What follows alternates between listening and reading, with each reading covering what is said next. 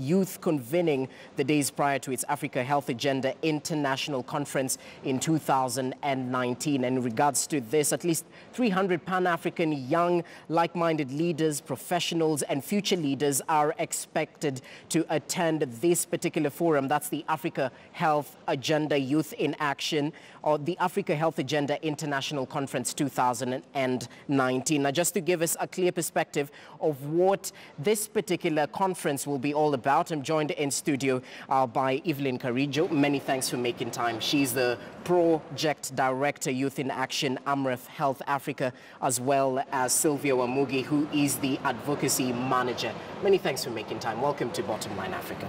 Thank you, Jesse. All right. Now, I think let's just start with taking a look at the importance of universal health coverage. I think there's good political goodwill in Kenya and government support in terms of achieving universal health care, especially with the Big Four agenda. But not just in Kenya. Africa as well is also getting on board in terms of achieving UHC.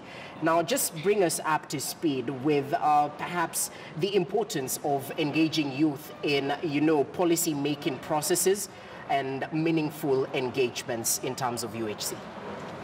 Thank you, Jesse. I agree with you that countries across the continent have put in resources and investments in order to ensure that we achieve universal health coverage. Now, the young people need to be involved in all these discussions, and I'm really happy to say that we have not been left behind for a variety of reasons. One, as you know, Africa's population is really growing. Young people form over 70% of Africa's population right now. So it's important to invest in young people if economies have to reap the benefits of this youth bulge. Two, it's not just about our population, really. It's because young people have unique health challenges that affect them. If you look in Kenya and even across the region, issues of HIV and AIDS, sexual and reproductive health and rights, issues when it comes to teenage pregnancies, SGBV cases, early marriage. Young people are at the center and are more vulnerable to these issues. Thirdly, there's so many commitments that have been made at a regional level when it comes to youth health issues. The Eastern and Southern Africa commitments on SRHR. We have the AU Youth Charter. All these have been looking at youth health issues.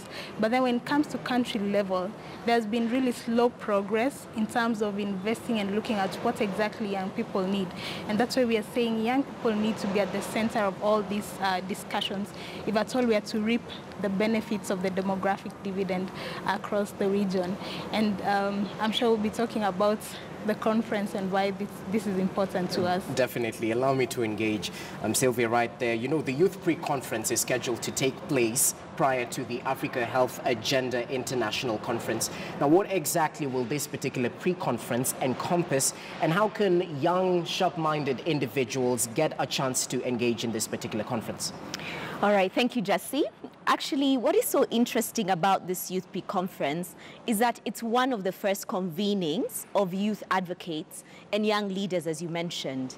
So what we're bringing together are people to start thinking collectively on UHC. Interestingly, the Africa Health Agenda International Conference is actually one of the first key conferences that is involving the UHC 2030 high-level stakeholder task force, and they're coming in to consult and find views. And these views are actually going to be collected and presented to the United Nations General Assembly high-level meeting on UHC. So while we are actually having a pre-conference ahead of the multi-stakeholder convening, the pre-conference is supposed to be held on the 3rd and the 4th of March. And this pre-conference is actually bringing together young people to start advocating for their needs. It's about time we started having meaningful conversations. It's about time that we started being included. Again, as Evelyn talked about earlier, she did allude to the fact that there's 70%, two-thirds of the Africa population, actually young people. I think this conversation has been going on for quite some time. Even when you look at the health workforce, most of them are young people. And it's about time that people came together and started having these discussions if UHC is the way to go, and if UHC is a kind of like strategy or policy direction that different governments are taking. When you look at the case of now Kenya, they've already started pioneering this. And we applaud the president on that. And we have sort of had multi-stakeholders discussions even in terms of what youth want. And what we want is just that seat in the table, because we want to be heard, and it's about time we were heard. So that's what basically this unique pre-conference is bringing on forth, and trying to bring young people for the first time in Africa to actually talk about UHC and why it's so important to them. All right, I get the sense of a collective action in achieving universal healthcare. Now, how do we actually hold governments accountable, you know, in not just delivering the promises made in terms of universal healthcare, but also, you know, improving access to critical information in regards to sexual and reproductive health and rights?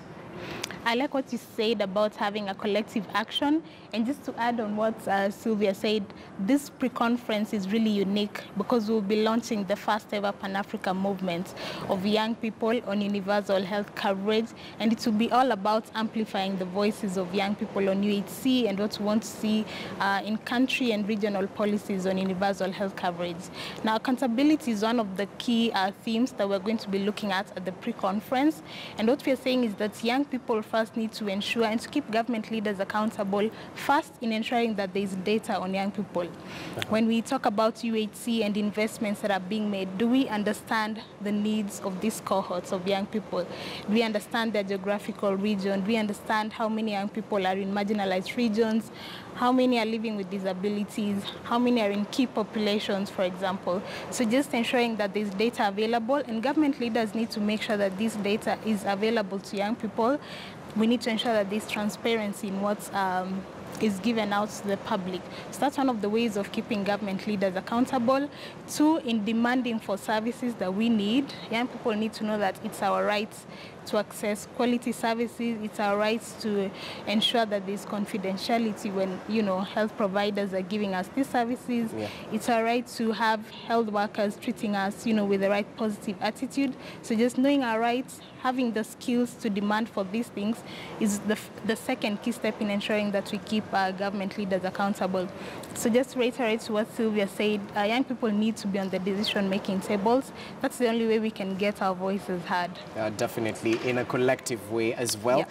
Now, inform me about the 2017 meeting as well, that you had the conference, and the priorities, because I assume that whatever was raised in that particular conference is what will be, you know, built up upon in this particular 2019 conference held in Kigali, Rwanda. Well, the last Speak conference, the one that we had that brought over 250 youth advocates, we had a very clear communique. And what it was is that we were speaking about sexual and reproductive health and rights as a need. And the other thing that we did talk about was the meaningful youth engagement that we are speaking about here. So, Jesse, when you look at the whole paradigm, it's interesting to note that young people, till today, we're still talking about the same conversations.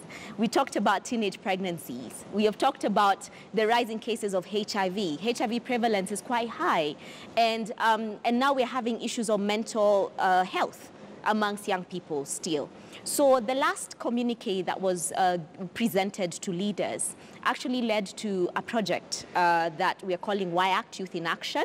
And basically, it's a movement that seeks to train young people and build their skills in terms of speaking up about their rights. So now when you segue to this particular conference, now this one that we are having, is that we are now focusing on what now youth want in terms of getting on the bandwagon, more or less. UHC 2030 came up from a high-level meeting right after the conference that we had.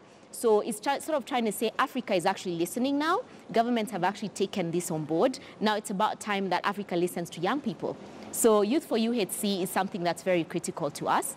And we are trying to now build a Pan-African movement that is a bit more focused on UHC issues and issues paying attention to the needs of young people, such as SRHR, that is sexual and reproductive health and rights, and also mental health, and any other issues that may be of need, or maybe that people need to pay attention to. So that's what we're looking at. All right, now in terms of building a Pan-African movement, yes, in order to achieve these particular goals, how can someone who's interested, perhaps they're watching, actually get on the bandwagon, especially in terms of the pre-conference that's meant to happen and the conference right after? So we're carrying out an ongoing campaign just to get young people on board. Okay. As Sylvia said, this will be a regional movement.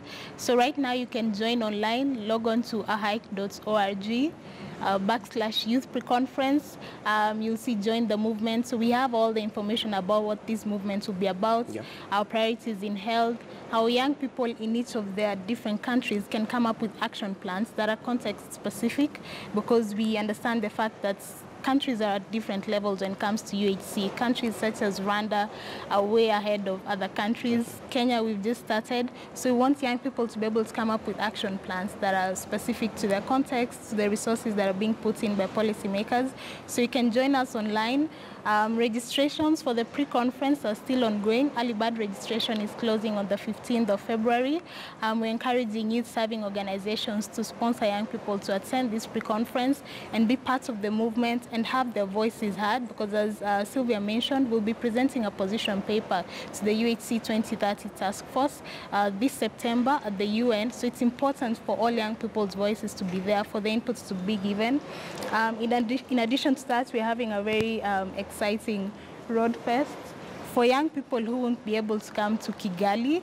And I think I'll ask Sylvia to talk a bit about that, because we have realized that not every young person will afford to come to Kigali.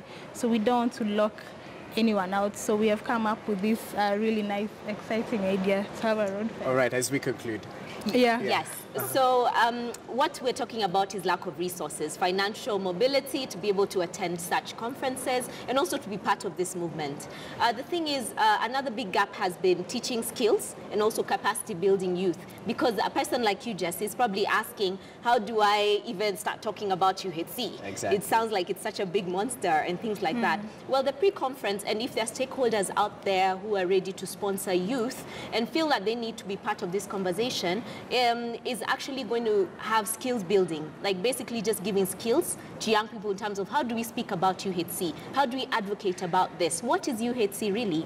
So about the movement, which is a Pan-African movement, is that first of all, we need collecting action in terms of opinion or in terms of what do youth want? That is the first question. So we're going to be launching a survey in Africa, and it's going to be coming very soon. So we want people to actually follow the hashtag, hashtag Youth for UHC, 4, the digit 4. And what basically this particular movement is doing is that we're doing a survey. Then after that, we're going to have a very interesting road fest. And it's a caravan that we're actually launching. It's a cheaper option to those who actually might not afford a flight to Kigali, where the conference is going to take place. Yes. And with this, we are collecting views and opinions in particular areas. We're also asking youth to participate and be there during this particular events. And the events are going to, the caravan is launching on the 26th of February, sorry. So we leave on 26th of February, Nairobi, takes off with an event. And then we're going to be in Kisumu, and then moving on to Kampala, and then Kabale, and then finishing off in Kigali. So basically, we are collecting views. We're also trying to sensitize youth. So bringing together over 500 youth is what we're thinking about. And yeah, we're excited about it. Well, many thanks. Yes. A very important collective action. Yes. So you can definitely join the bandwagon, because universal healthcare does apply not just to the elderly people in society, but also not just, you know, being on the table, you know, in terms of making sure this particular universal health coverage